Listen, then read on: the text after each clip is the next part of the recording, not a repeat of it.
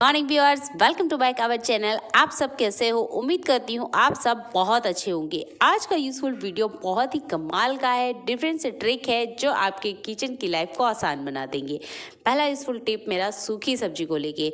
सब्जी को बनाते वक्त जब नमक ज़्यादा गिर जाए तो हम क्या करें? हम जिस आटे से रोटी बनाते हैं ना, उस आटे की लोई लेना है, छोटे छोटे से हमने बॉल्स बनाना है और इन बॉल्स को हमने सूखी सब्जी में बनते वक्त ही डाल देना है। जब आपकी सब्जी पक रही है उसी के बीच में आपने ये बॉल डालना है। इससे जितना भी नमक है ये बॉल अपने अंदर अच्छे से ले लेगी। आपको जब तक सब्जी बनती है तब तक इन बॉल्स को इसी में रहने देना है। जब आपकी सब्जी पक जाएगी उसके बाद आप इन बॉल्स को निकाल लीजिए। अगर आपकी सब्जी में गलती से कभी नमक ज़्यादा हो जाता है तो इस ट्रिक को ट्राई आउट करके देखिएगा, जितना भी नमक है वो ये बॉल्स ले लेगी। आई होप ट्रिक आपको पसंद आता है। तो चलिए बढ़ते हैं अगले यूजफुल हैक के लिए। दूसरी यूजफुल टिप के लिए यहाँ पर हम 1 गिलास पानी लेने वाले हैं।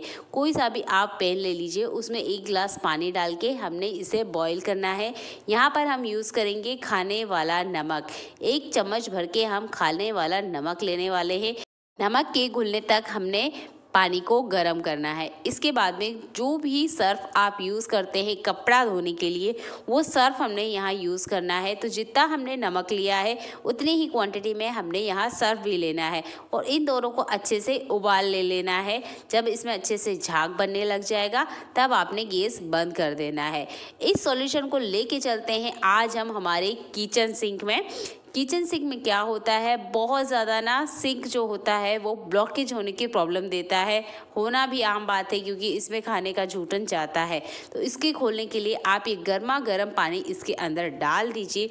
उसके बाद में लीजिए आप हार्पिक। आप सोच रहे होंगे हमारा सिंक तो स्टील का है, हार्पिक का हम कैसे यूज़ करेंगे? तो आप इसका जो जाली है इसको निकालने के बाद हार्पिक डालेंगे। इससे आपके स्टील के सिंक को किसी तरह का कोई नुकसान नहीं होगा। सॉल्यूशन हमने डाल दिया है। इसके बाद में इसका ढक्कन बंद कर दीजिए। इसे करने के बाद लगभग आधे घंटे तक आपने ना इसमें बर्तन धोने हैं ना ही हमने नल को चलाना है।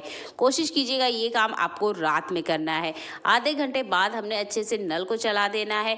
आप देखेंगे अगर किसी तरह का ब्लॉकेज है वो खुल जाएगा, नहीं भी तो इस पाइप के अंदर जितनी भी चिकनाहट है वो निकल जाएगी। उसके बाद में ही आप अपने बर्तन क्लीन कीजिए। ये ट्रिक आपको बहुत ज़्यादा काम आ सकती है क्योंकि किचन में इस तरह की प्रॉब्लम अक्सर होती है कि किचन सिंक ब्लॉक हो जाते हैं। तो इस ट्रिक को ट्राई आउट करके देखिएगा। जितना भी हार्पिक है वो पाइप की सारी गंदगी को बाहर निकाल देगा। अगला यूजफुल हैक मेरा खाने वाले तेल की बोतल को लेके है। इस तरह की बोतल ना हर घर में यूज़ की जाती है। आप सरसों का तेल लीजिए, सोयाबीन का लीजिए या सूरजमुखी का, जो भी तेल आप खाने में यूज़ करते हैं उसके लिए हम इन बोटल्स का यूज़ करते हैं। इन बोटल्स को यूज़ करना बहुत अच्छी बात है, पर इस बोतल का मैं आपको और अच्छे तरीके से यूज़ करना बता सकती हूँ पेन के इन ढक्कन के साथ या पेन के साथ ही। तो मेरे पास यहाँ स्केच कलर का जो ढक्कन है ना ये भी है और नॉर्मल जो पेन का ढक्कन है ये भी है। दोनों में से आपके पास जो अवेलेबल है वो आप ले सकते हो। यहाँ पर आप पूरे पेन का भी यूज़ कर सकते हो। बस हमने यहाँ पे ऊपर की तरफ कट लगाना होगा अगर आप पेन लेते हैं और पेन में इस ढक्कन को लगा देना है। अब इस ढक्कन का हम यूज़ कैसे करेंगे? तो यहाँ पर कोई सा भी नाइफ या कोई ऐसा टूल ले लीजिए जिसको आप गर्म करते हुए इस ढक्कन के ऊपर छोटा सा छेद बना देंगे। ध्यान रखिएगा ये काम आपने पहले नहीं किया है तो किसी और से करवा लीजिएगा क्योंकि जो टूल होते हैं वो गर्म हो जाते हैं जिससे हमारे हाथों में इंजरी हो सकती है। तो बहुत छोटा सा हमने होल करना है ताकि जो ढक्कन है इसके अंदर चला जाए। हमने ये काम गर्मा गर्म में ही करना है। गर्मा गर्म में ही आप अगर इसके अंदर ये ढक्कन लगाएंगे अच्छे से सेट हो जाएगा। आपको अलग से ग्लू गन की ज़रूरत बिल्कुल नहीं पड़ेगी। तो मैंने यहाँ पर इसको अच्छे से लगा लिया है और अच्छे से चिपक भी गया है। आप यहाँ पेन का भी यूज़ कर सकते हैं या इसके अंदर आप स्केच पेन को खाली करने के बाद डाल सकते हैं और इस तरीके से आप ये तेल वाली बोतल बना के रेडी कर सकते हैं जो मार्केट में बहुत ज़्यादा महंगी आती है। अगर आप भी पैसे की बचत करना चाहते हैं ना तो ये ट्रिक को ट्राई आउट करके देखिएगा क्योंकि खाने का तेल आजकल बहुत ज़्यादा लोग कम यूज़ करने लग गए हैं ताकि हेल्थ को किसी तरह का कोई नुकसान नहीं हो। इससे जो तेल निकलता है वो ड्रॉप वाइज निकलता है, जितना चाहिए उतना ही आएगा, बहुत ज़्यादा क्वांटिटी में तेल नहीं आता है। इसका फ़ायदा ये है कि यहाँ पर आप इस ढक्कन को निकाल के किसी भी बोतल में लगा सकते हैं। तो एक बार आप इसे परमानेंट बना के रख लीजिए, ये आपके बहुत ज़्यादा काम आ सकता है। उसके बाद में आप भले ही बोतल को चेंज करते रहिए। तो यहाँ पर आप पूरे पेन का भी यूज़ कर सकते हैं और इस तरीके से ढक्कन का भी, दोनों में से आपको जो अच्छा लगता है वो ज़रूर करके देखिएगा।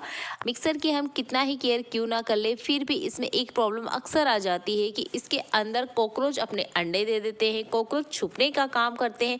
तो इसके लिए मैं एक छोटा सा ट्रिक आपको बताती हूँ। हमारे घर में यूज़ होने वाले इस मच्छर मारने वाली रिफ़िल का हमने यूज़ करना है। तो जो इसका ये पार्ट होता है इसे हमने निकाल लेना है। इसे डायरेक्ट हम मशीन में लगाते हैं तो इसी को निकालना है। वाइट वाले पार्ट को बिल्कुल नहीं निकालने की कोशिश कीजिएगा, नहीं तो ये रिफ़िल ख़राब हो जाएगी। और थोड़ा थोड़ा सा डीप करते हुए इस रिफ़िल को हमने पूरे मिक्सर के जहाँ पे भी होल वाले पार्ट है वहाँ पर थोड़ा थोड़ा सा लगा देना है। यहाँ आप कॉटन का भी यूज़ कर सकते हैं, पर ये बहुत ज़्यादा केमिकल भरा होता है, इसलिए बिल्कुल बहुत कम क्वांटिटी में इसकी जो होल वाली जगह है ना मिक्सर की, इसमें हमने इसे थोड़ा थोड़ा लगा देना है। आप देखेंगे इसके अंदर अगर कॉकरोच है वो बाहर आ जाएगा और अगर कॉकरोच के अंडे हैं वो भी मर जाएंगे। इसके लिक्विड को ड्रॉप वाइज आप बिल्कुल यूज़ करने की गलती ना करें, क्योंकि एक इलेक्ट्रॉनिक अप्लायंस से ख़राब हो सकता है। तो इसी तरीके से इसमें जो रिफ़िल आती है इसी का ही यूज़ करते हुए हमने आसपास लगा देना है।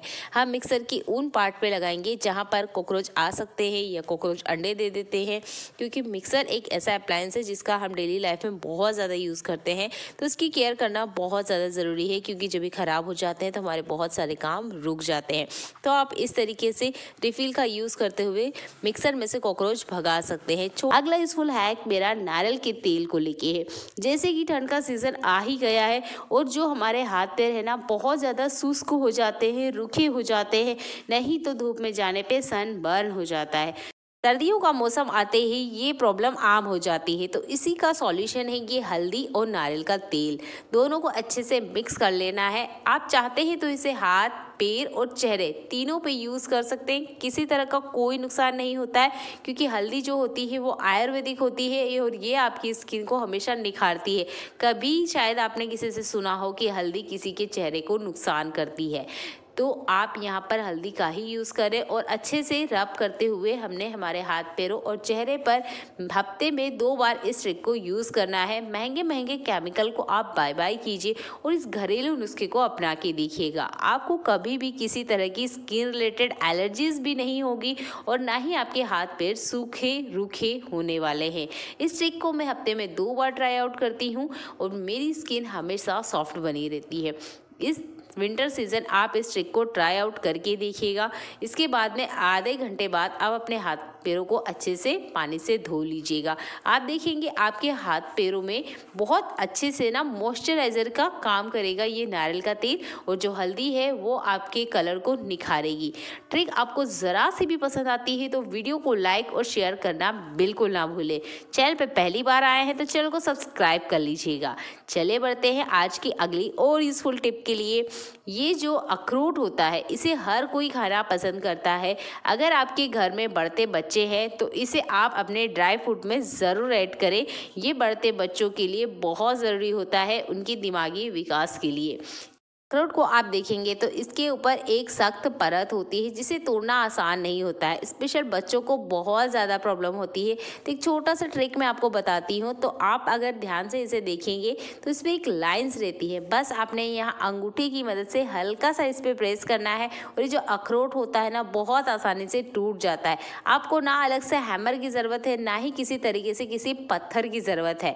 इस ट्रिक को सभी को पता होना ज़रूरी है, क्योंकि बहुत सारे लोगों को मैंने देखा है वो हैमर का यूज़ करते हैं, पत्थर का यूज़ करते हैं, खलबत्ते का यूज़ करते हैं इसे तोड़ने के लिए, पर ये सब करने की बिल्कुल ज़रूरत नहीं है। ये बहुत आसानी से टूट जाता है। बस इसके तोड़ने की ट्रिक को आपको ध्यान से देखना है। अंगूठी के बीच में इसे लेना है और लाइन वाले हिस्से को दबाना है। हल्का सा ही दबाते हुए ये अखरोट ना आसानी से खुल जाता है।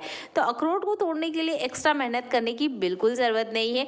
बस इसकी लाइंस को आप ध्यान से देखिए और अंगूठे से हल्का सा भी आप प्रेस करेंगे तो ये आराम से खुल जाता है। तो इस ट्रिक को ना हर किसी को ज़रूर आप बताइएगा, क्योंकि अखरोट तोड़ते हुए मैंने बहुत सारों को बहुत ज़्यादा मेहनत करते हुए देखा है।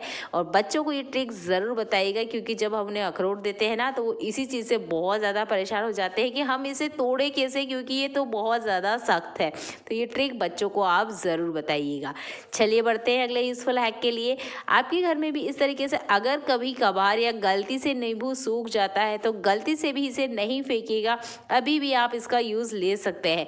तो मेरे यहाँ ये नींबू काफ़ी टाइम से रखा हुआ था, मैंने सोचा इसका यूज़ करूँगी पर यूज़ नहीं हो पाया और अब ना ये पूरी तरीके से सूख गया है। पर मैं इसे फेंकने से पहले ये ट्रिक ट्राई की हूँ और यकीनन इसने काम भी किया है। तो जब भी गलती से अगर इस तरीके से सूख जाता है तो आपने क्या करना है, कटा हुआ नींबू तो नहीं लेना है, पूरा जो गोल नींबू है इसको आपको नॉर्मल पानी में 5 से 6 घंटे के लिए डिप करके छोड़ देना है। 5 से 6 घंटे के बाद में आप अपना मिक्सर का जार लीजिए, थोड़ा सा नमक लेते हुए इसका एक पतला पेस्ट बना लीजिए। अब आप इसका यूज़ कर सकते हैं आपके घर के पीतल के बर्तनों को चमकाने के लिए। पीतल के बर्तनों को घर में कैसे चमकाएं, इससे जुड़ी बहुत सारी वीडियो मैंने चैनल पे अपलोड करी है, तो एक बार चैनल को ज़रूर विजिट कीजिएगा। बहुत सारी कमाल की वीडियो है जो आपकी घर और किचन की लाइफ को आसान बना देगी। चलिए मिलते हैं अगली ऐसी यूज़फुल वीडियो में, तब तक अपना ध्यान रखिएगा।